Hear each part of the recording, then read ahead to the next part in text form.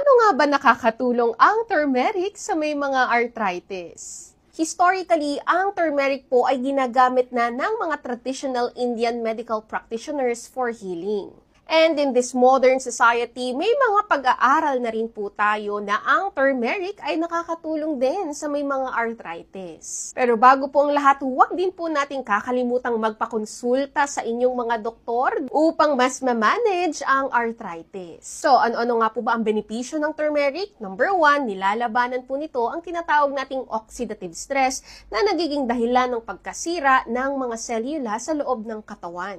Dahil ang turmeric po ay mayroong antioxidant properties. Number 2, ang turmeric din po ay mayroong kakayahang i-manage ang gout dahil pinipigilan po nito ang enzyme na tinatawag na xanthine oxidase na nako-convert into uric acid sa loob ng katawan. Number 3, ang turmeric po, specifically ang curcumin or yung active component nito ay may kakayahang bawasan or isuppress ang inflammation or pamamaga sa katawan.